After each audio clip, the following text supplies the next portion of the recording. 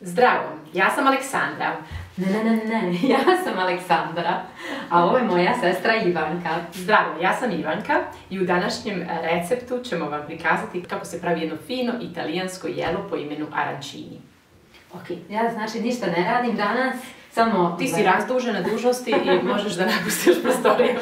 Doviđenja. Za ovo jelo nam je potrebno oko 500 grama riže. Koju rižu? Arborio? Ja pravim sa arborio rižom.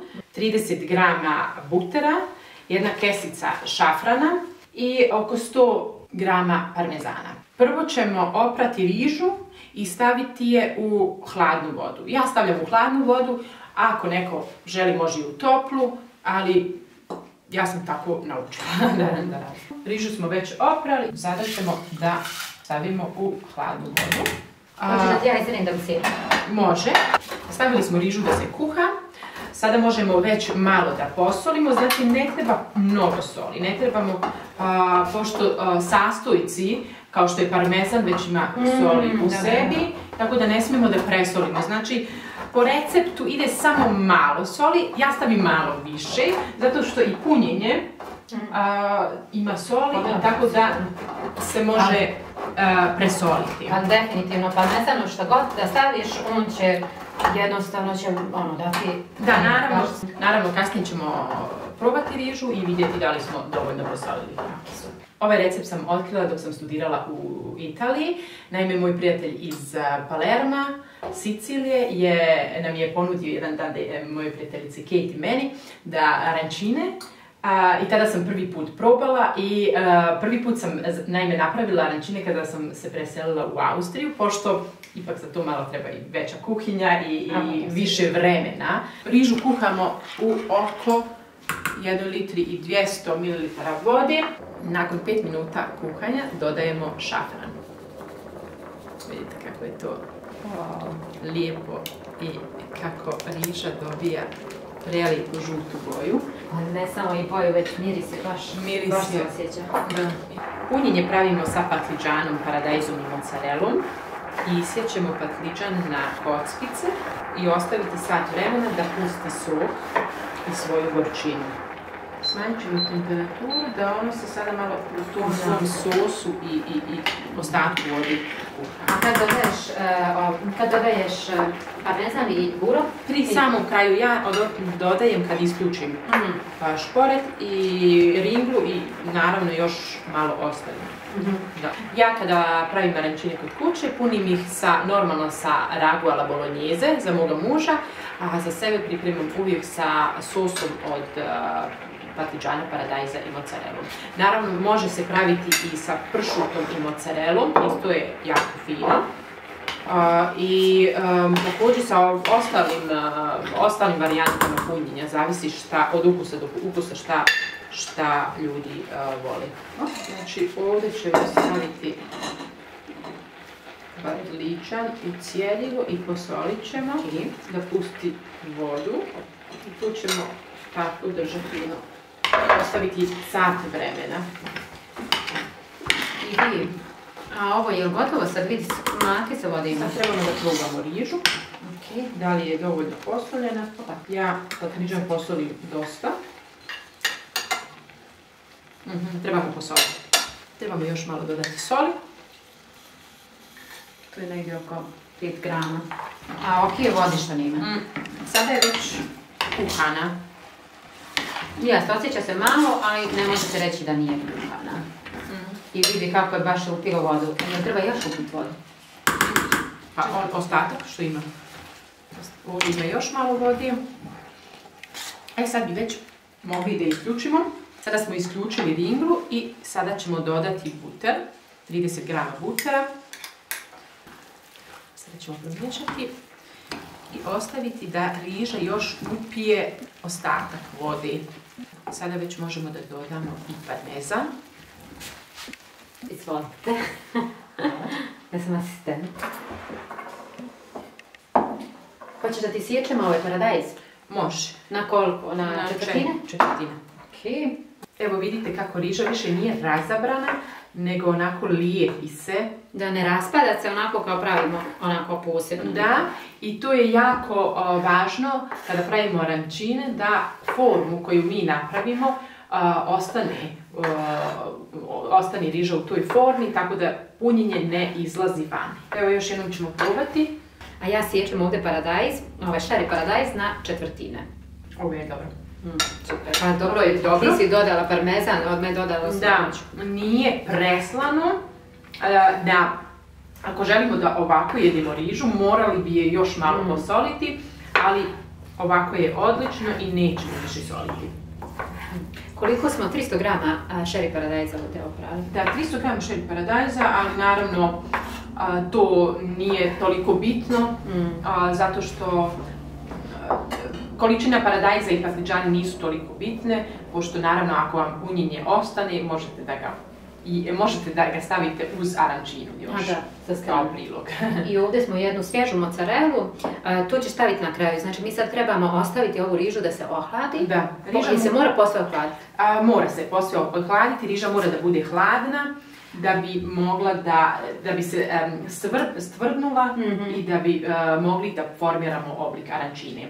Sada ćemo da upržimo paradajz i nakon toga patliđan i onda ćemo na kraju da dvije smese dodamo, jedna drugoj. A posebno pržiš patliđan, a posebno paradajz? Da. A, okej. Patliđan treba da bude onako malo više upržen i da tako ostane u toj formi. Ako staviš u ovu, on će se skuhati. Da, on će se više skuhati i bit će onako više vodeniji.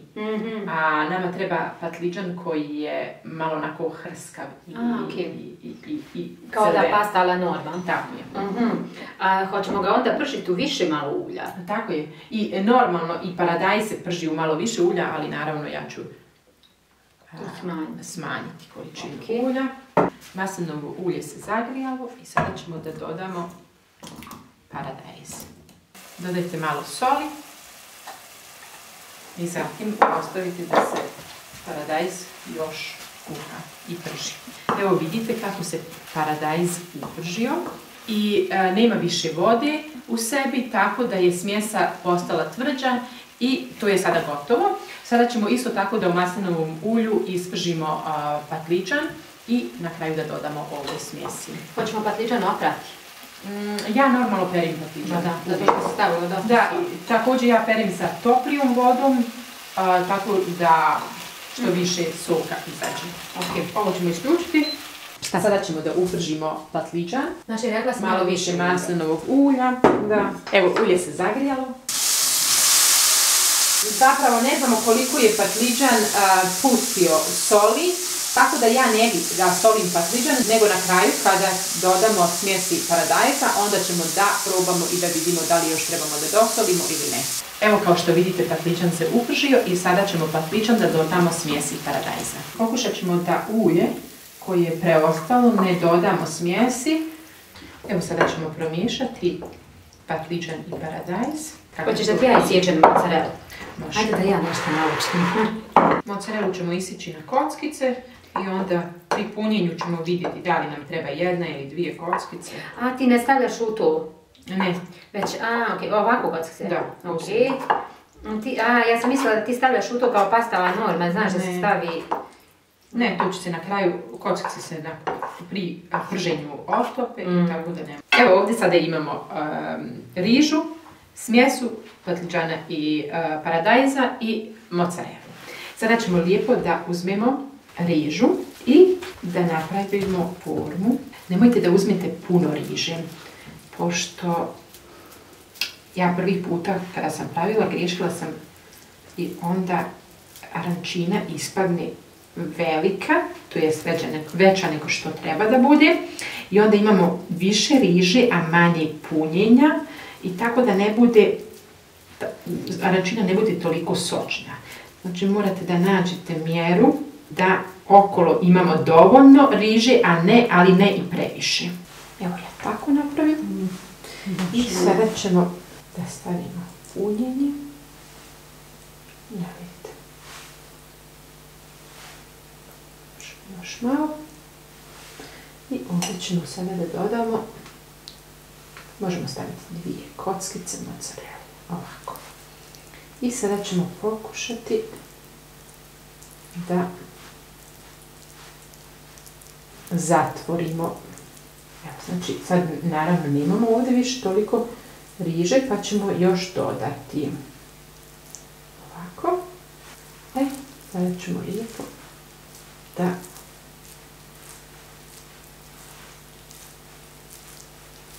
napravimo oblik arančine, to jest oblik naranđe, to jest oblik loptice. Evo vidite kako to izgleda. Sada ću prvo arančinu da spustimo. Sad ćeš ti mene naučiti. Hoćeš? Daj da još. Znači uzmem koliko ovako. Uzmeš pa onda vidiš da li je malo ili je dosta.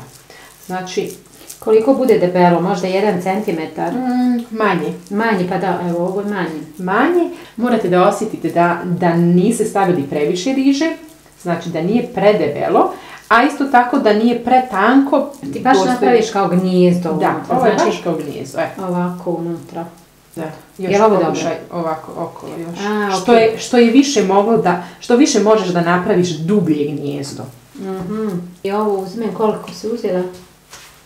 Otprilike 1 kašikicu. Tako, to je super. Znači ne baš previše. Ne baš previše, ali ne. I 2 mozzarelle. Pa stavi 2. Je li ovo dovoljno? Da. Aj, kako će sad ovo? Sad ovako? Tako je, polako zatvaraš. Ovdje mi se raspalo. I eto vidiš skoro, treba ti, ali može se desiti, ja kad pravim često arančine, onda se uvježbam i tako pravim da više i ne trebam da dodajem rižu gore. Ali ovo mi se gore od osko poklobac ne čini baš čvrstim. Tu ćeš ga sada malo dotjerati. Sada ćeš ga malo dotjerati. Ja misliš da je ovo dobro, mislim ovdje da mi fali još malo. Ali mislim da je moja malo manja. Pa malo, to je okej. Da misliš da je ovo dobro? To je okej, dobro. Bojim se da ovdje gore nije baš dobro. Ne, to se neće desiti. I u slučaju da vidite sa strane da je sok malo izašao, to ništa nije. Mislim, tad se neće raspati? Neće se raspati, to će poslije kada napravimo drugu smjesu u kojoj ćemo arančine da pohujemo, onda će... Tu će zatvoriti. Zatvoriti, da. Znači ništa neće se desiti, iako čak izađe malo soka sa strane, to ništa nije. Pogledajte, dragi moji. To je bila proba, sad možete vi da nastavite. Aha, dobro, okej. Znači, dobili smo kao što smo i... Predivno. Znači, ovdje imamo 12 arančina. Pogledajte, dragi moji. Znači, ovdje imamo 12 arančina i sada ćemo da napravimo jednu smjesu sa brašnom, vodom i malo soli. Ovdje imamo 200 grama brašna i sada ćemo dodati malo soli. I u 200 grama brašna dodajemo 300 ml vode. Da. Možemo već staviti ulje da se zagrije, pošto za ovu smjesu nam ne treba puno vremena. A ulje mora biti baš vruće. I tu smo naravno pripremili i krušne mrvice. Koliko ulja da stavimo? Stavi otprilike jedno 3-4 centa. Evo vidite, ovdje smo umutili smjesu brašna, vode i malo soli. Smjesa je otprilike onako kao za palačinke. Ovo je sad malo neuredan posao, onako ruke će vam biti malo ljepljive. Pa zašto ti misliš da sam ja tebe unajmila za ovaj posao? Uzet ćemo arančinu. Ja ću je staviti u smjesu, izvadit ću je. Ovako će mi najmanje ove smjese ostati na arančini. Arančinu stavljamo u krušne mrvice. Evo vidite. To tako treba da izgleda. Nemojte puno dodirivati. I ovakvu arančinu stavljamo u ulje, vrelo ulje. Zatim ponavljamo postupak. Ko je danas? Ja sam mislila da ću ja danas odmarati. Je li ovo gotovo? Za nekoliko minuta ćeš moći odmarati. Vidi. Je, to je gotovo. Ali nije ovdje baš žuto. Ne mora tu biti žuto, to će se još samo dotjerati. Ok. Dragi moji, vidite, ja sam morala posao da preuzmem. I ovo je, Ivanka kaže da je gotovo. Evo, vidite kako izgleda. Meni se čini da nisu baš previše potamnile, ali Iva kaže da je to ok. I vidite, uopšte se nisu raspali. I znači sad samo stavljamo. Da, evo ovdje smo već pripremili ostatak. Evo, sad ćemo se smakiti. I sada jednostavno Baš lijepo izgledaju. ćemo dodati 4. I dragi moji, kao što vidite, ovdje su arancine spremne za jelo. Prelijepo izgledaju. Pogledajte, dragi moji, pogledajte vi tu divotu. Da. Ja mislim da bi ja sad trebala prvo da probam, pošto ipak ja moram sad da ocijenim to. Mislim da takav nije običaj. Mislim da je običaj da... Kako? Da gost, ali ti nisi ovdje gost. Ja moram da probam i da kažem da li je dobro da i ostavi to. Da. Inače moram još jednom da napravim. Wow. Čekaj se tako degustira. Madonna šanta. Predobro.